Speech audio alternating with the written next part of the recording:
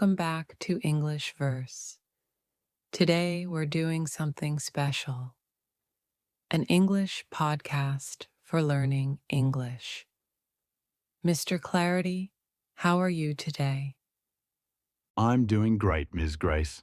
Excited to help our learners again. That's wonderful. So, what's special about today's episode?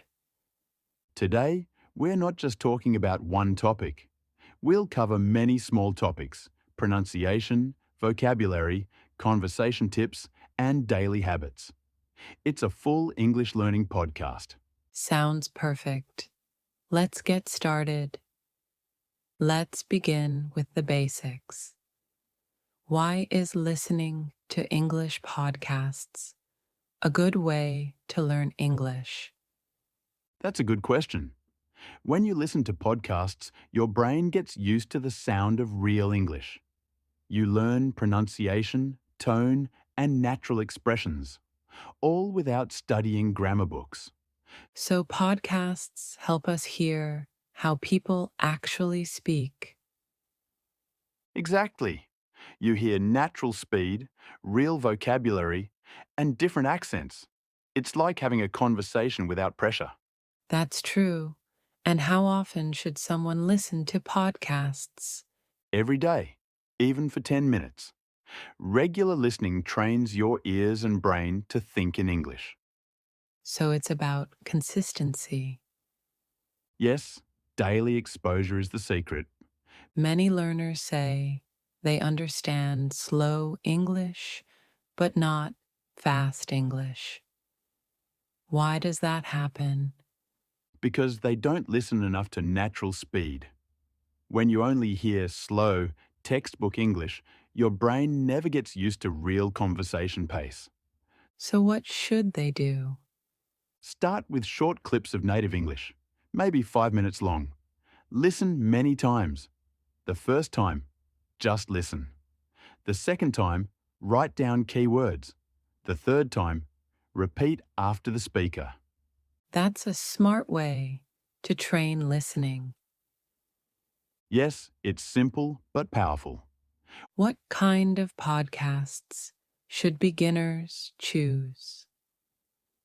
Choose slow, clear podcasts about daily life, like travel, food, or hobbies. Avoid news podcasts at the beginning because they're too fast. That's great advice. Now, can we use podcasts to improve speaking too? Absolutely. Listen and repeat. It's called shadowing. You copy what you hear: the pronunciation, the rhythm, and the emotion. How long should someone do that? Even 5 minutes a day helps. Focus on one short part and say it out loud until it feels natural.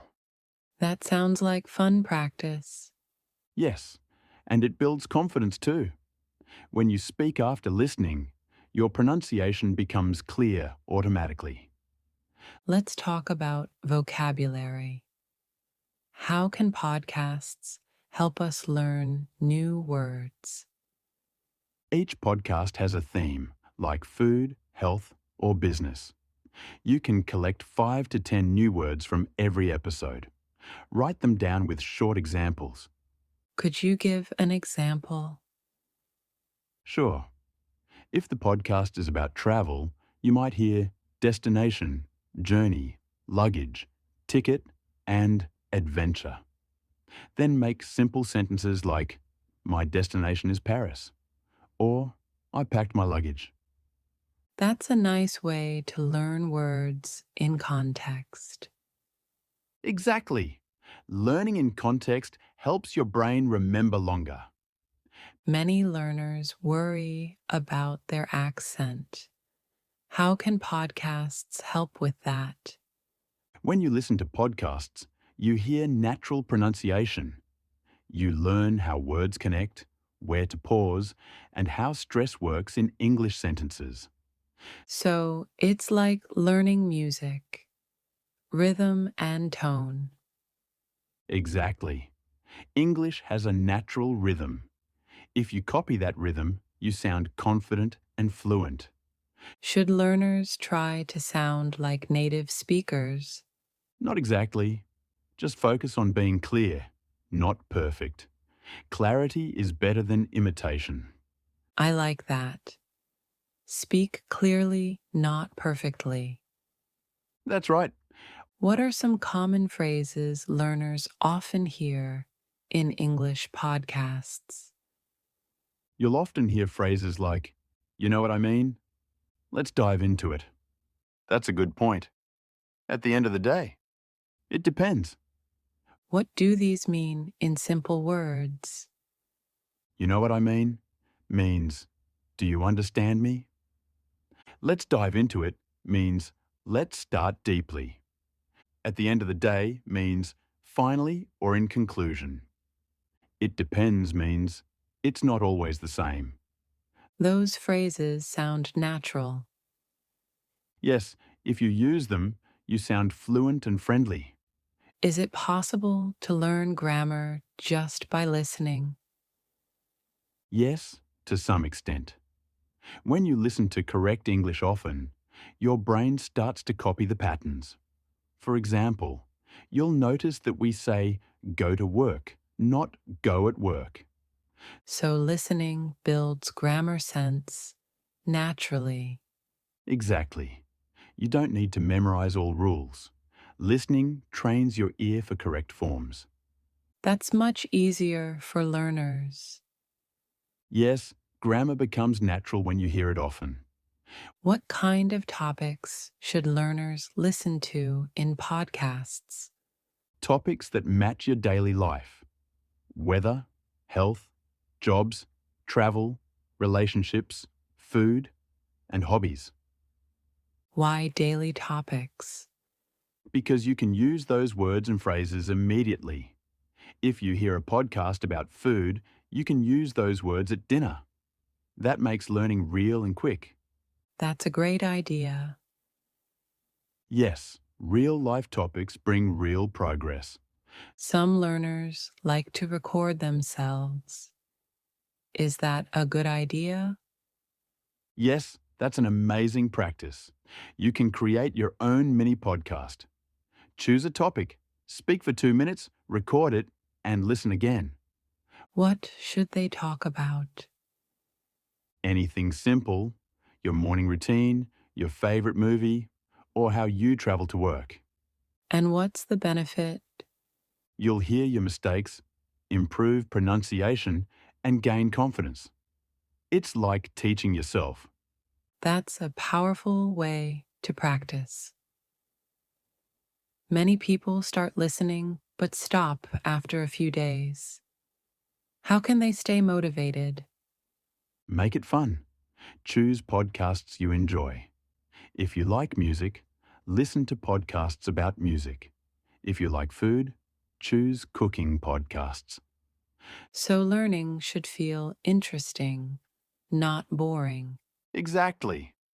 Also, set small goals, like, I'll listen for 10 minutes every morning. Small goals build big results. That's practical advice. Can you give an example of how podcasts can help in real conversation? Sure. Let's say you hear a podcast about traveling. You learn phrases like book a flight, check in, and boarding pass. Later, when you travel, those words come naturally to your mind. So podcasts give real life language, not textbook language. Exactly. They teach how people actually speak in daily life. Some podcasts have transcripts or subtitles.